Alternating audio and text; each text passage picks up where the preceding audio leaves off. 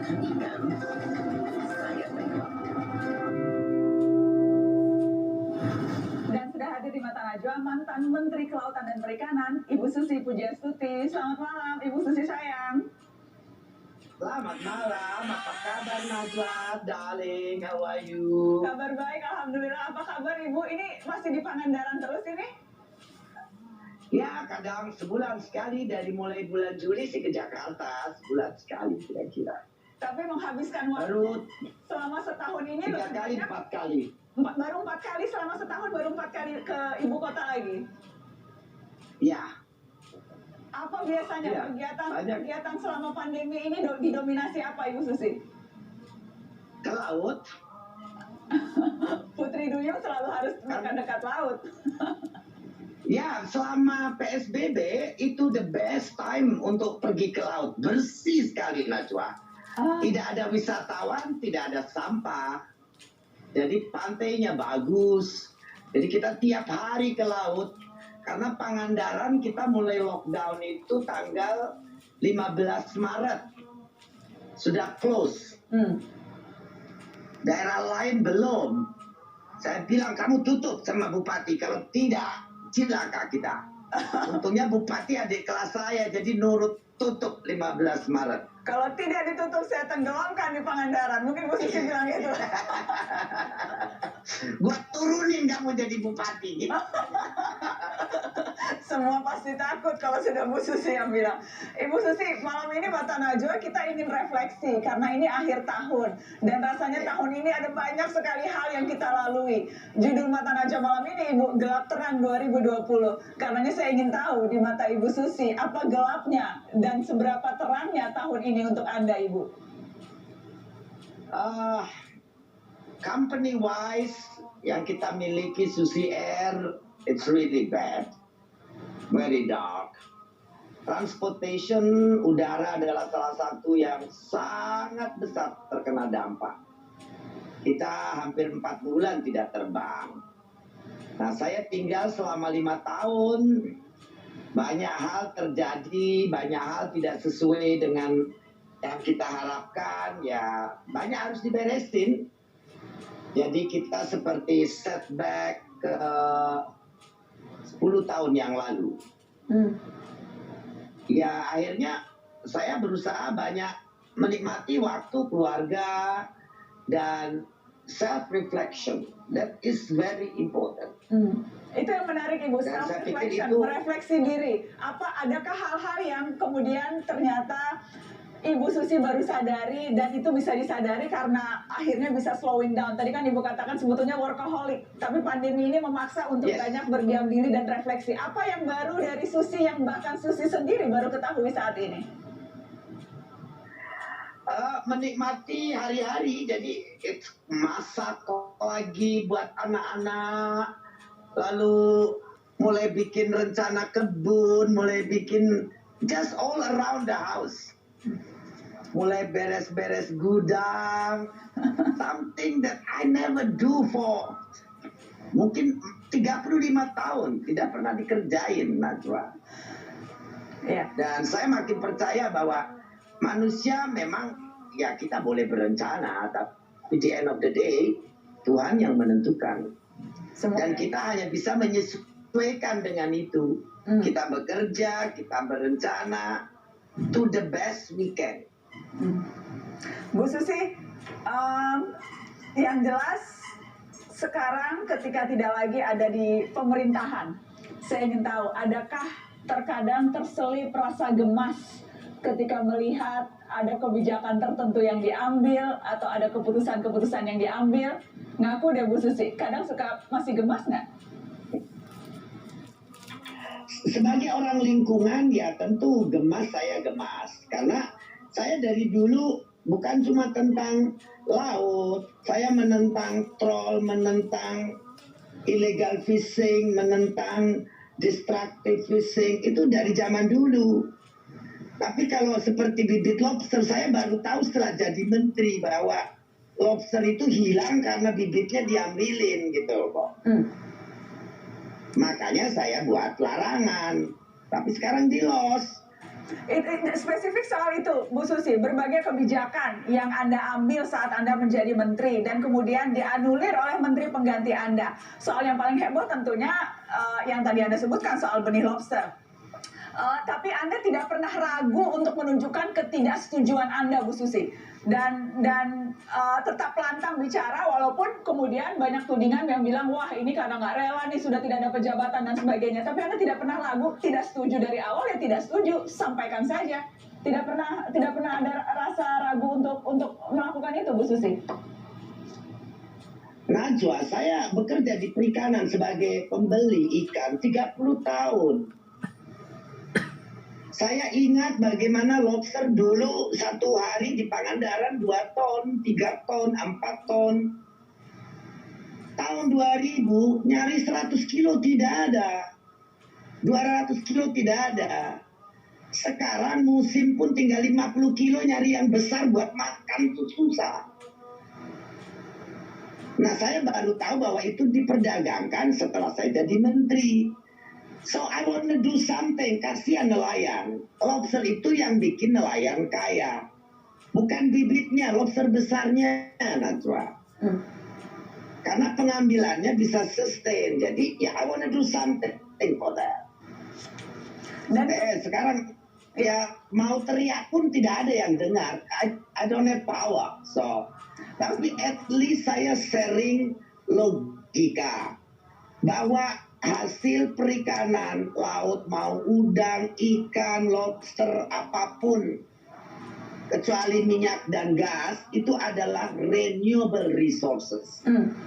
Renewable resources itu kalau kita jaga akan banyak dan terus ada untuk sekarang dan masa yang akan datang, untuk kita dan anak cucu kita. Tetapi kalau diatur, dikelola dengan sistem cara tambang, persoalannya sekarang kita ngomong sama pemerintah tidak akan didengar. Masa Ibu Susi tidak didengar, Bu Susi? Masa sih Ibu Susi merasa tidak didengar? Mantan menteri yang bicara dan kebijakannya pernah diambil, Ibu Susi merasa tidak didengar? Yang pegang kuasa itu di pemerintah saat sekarang majority adalah orang-orang tambang. Kalau orang tambang itu ya gali keruk sebanyak-banyak hari ini supaya kena kita semua. Jangan sisakan, nanti kita rugi. Nah tambang itu tapi kan akan habis. Kalau ikan hasil laut dikelolanya seperti tambang, ya habis. Tapi kan bodoh, itu kan renewable resources. Masa mau dikelola dengan cara mengekstrasi, mengeksploitasi kayak tambang? Kalau tambang kan fosil, dikeruk habis. Kalau ikan udang itu kan hidup. They have capacity and capability to replenish, to multiply. Selama yang memegang polisi itu orang tambang, ya mereka akan anggap laut itu ditambang, bukan dikelola. Apa yang terlintas pertama di benak ketika mendengar berita soal penangkapan Menteri KKP karena menerima suap soal ekspor benih lobster?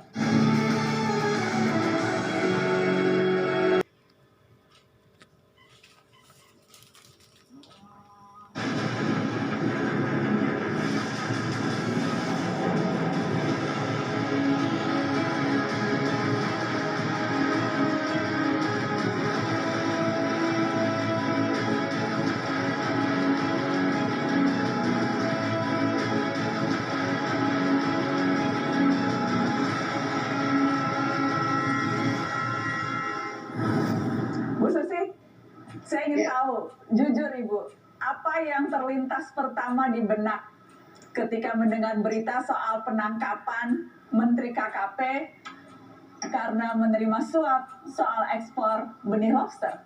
Apa yang pertama terlintas di benak Bu Susi?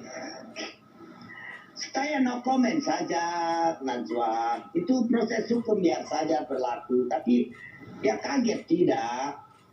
You remember, dulu saya ditawarin 5 triliun, saya tidak mau. Jadi sejak dulu pun sudah ada upaya mempengaruhi, membujuk untuk mengubah kebijakan, spesifiknya soal benih lobster itu, Bu. Sudah ada tawaran-tawaran Oh sampai enggak, general ya illegal fishing, kapal asing dan lain sebagainya. Tapi kalau benih lobster tidak It's pernah very- ada upaya karena tahu Bu Susi pasti menolak. Jadi tidak pernah ada yang dekat-dekat soal itu. Tidak ada, tangkepin kan sama saya. Tangkep buang, tapi belakangan ada cerita katanya saya mengangkut benih lobster pakai pesawat saya. Saya juga selundupin katanya begitu. Saya jawab di Twitter, ya memang saya angkut karena kadang-kadang mau bawa ke tempat pembuangan untuk dilepas liarkan susah.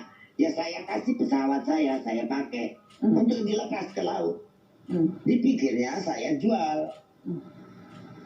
Dan itu mungkin yang disebarluaskan juga sama mereka cerita itu. Bu Susi bilang Bu Susi kaget, tapi ada tidak Bu dalam hati? Tuh kan, gua kata juga apa? Tidak kaget. Ibu ada nggak Bu? Pasti gitu. Tidak Tuh kan, kaget. gua kata juga apa tuh? Pasti kena tuh. Ada nggak Bu perasaan-perasaan gitu? Ya tidak ada, saya tidak mau komen. Saya ikut berduka dengan Karena memang- prihatin. Tapi saya pikir, saya kadang-kadang berpikir ini permainan antara grup mafia lawan mafia. Mafia lawan mafia dalam arti apa nih Bu? Kalau dalam konteksnya benih lobster ini ada mafia yang bermain tapi melawan mafia yang lain saling menjatuhkan, begitu Bu Susi?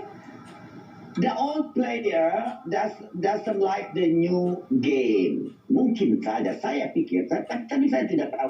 No comment, Najwa. Move to another thing. Enggak, ini karena menarik Bu. Begitu berita penangkapan itu rame, mem Bu Susi muncul di mana-mana. Ada Ibu Susi yang lagi duduk di atas perahu sambil minum kopi. Ada yang pokoknya Itu foto macam-macam semua. 2007. Bagaimana Ibu? Itu foto dari tahun 2009 atau 2000. Iya saya tahu itu foto lama, tapi rasanya pas sekali foto itu dikeluarkan. Ya, it's no comment, Najwa. So, hopefully semua dibereskan jadi benar. Tapi yang jelas ibu kaget. Ibu kaget sedikit atau kaget sekali? Saya tidak kaget. Oh, tadi katanya kaget, sebetulnya tidak kaget ini. Enggak, tidak kaget. Tidak kaget, sudah menduga. Bau-baunya sudah ada. Tidak aja ya, itu it's there. The game is always there. Ini permainan lama. It's the way, and I was fighting for that for 5 years, but I failed, you know. So. Ibu Susi, berbagai kebijakan yang Ibu ambil ketika Ibu menjabat dan sekarang Ibu harus lihat kebijakan-kebijakan itu tidak lagi dilakukan, itu membuat Ibu merasa apa ya Bu? Merasa sia-siakah pekerjaan selama ini? Sometimes ya, tapi saya berpikir lagi, ya I have tried my best. I cry sometimes, that's it. Cannot do anything. The people insisting, the people who has power, who in charge, it insists you cannot do anything. I see it now, how the public policy is, it can be just anything when you had power. And that's sad. But inside of me, I'm still a believer for nature, for nature power. And it's resilient. Jadi kalau kita bilang ya one day the nature will give you back. One day. Bu Susi, saya harus tanya ini. Saya harus tanya ini Bu Susi soal Menteri Pengganti Edi Prabowo. No comment. Belum selesai pertanyaannya langsung no comment. You mesti omong itu sama Pak Presiden. You wawancara Pak Presiden. Saya hanya ingin minta saran. Presiden prerogatif, right? Hak prerogatif. Tapi boleh dong memberi saran Bu Susi? Not a person, not 1 million people can say something and will be guaranteed done by the president. It's 100% president right.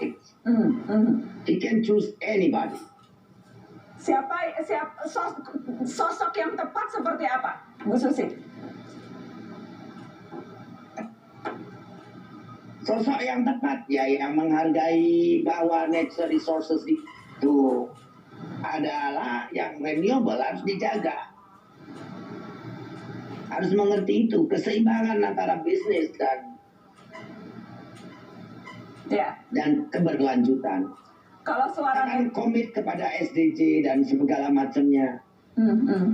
Kalau suara Green netizen, economy, Pak Presiden sudah bicara green economy. Saya berharap laut dianggap tidak biru tapi green supaya dijaga. Bu Susi, saya harus menyampaikan suara-suara netizen yang kemudian kencang sekali mengatakan sosok yang tepat menggantikan ya menteri yang terdahulu yaitu Susi Pujiastuti. Saya penyambung lidah netizen ini, Bu. Saya hanya menyambungkan lidah. Tidak bisa membuat seorang 1 juta netizen, 10 juta netizen. It's nothing to the prerogative presiden punya right. So no comment. Tapi kalau misalnya diminta, apakah masih mau, Ibu? Saya appreciate netizen. So thank you. If they see my work, thank you very much.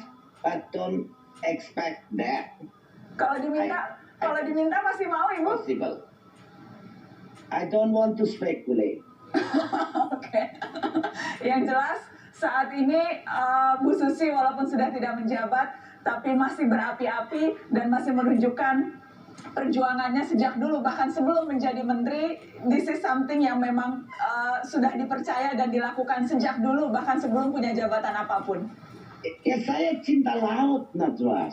Laut is my life, my energy, my freedom, my passion. Everything is ocean. Bu Susi, boleh saya minta penutup, Bu? Karena kita menjelang 2021, apa harapan terbesar Ibu untuk tahun menjelang nanti, Ibu? Ya, saya berharap pandemik ini bisa ditangani dengan lebih bijak dan lebih realistis. Saya berharap masyarakat juga lebih bisa mengantisipasi persoalan-persoalan yang akan timbul dari pandemik ini. Nah, saya berharap pemerintah membantu masyarakat memastikan bahwa itu tertangani dengan serius, bijaksana, dan baik. Nah, kemudian ya kita meningkatkan konsolidasi kekuatan power domestik, produksi, perdagangan, jadi manfaatkan kelambanan logistik global untuk memperkuat produksi dalam negeri. Jadi kita semua berbisnis sendiri sajalah gitu, domestic power. Jadi ya harus bisa dimanfaatkan untuk supaya kita kuat. Pandemik selesai, Indonesia tidak kolaps gitu. Ya. Itu saja yang bisa saya Waktunya untuk menghimpun tenaga dari dalam dan ke dalam untuk maju lebih kuat lagi. Amin, insya Allah. Ibu Susi Pujiastuti, terima kasih banyak sudah bergabung di Mata Najwa malam ini. Sehat terus untuk Ibu keluarga. Sama-sama. Ya, thank you Najwa. Bye-bye. Sampai ketemu, Ibu. Oke,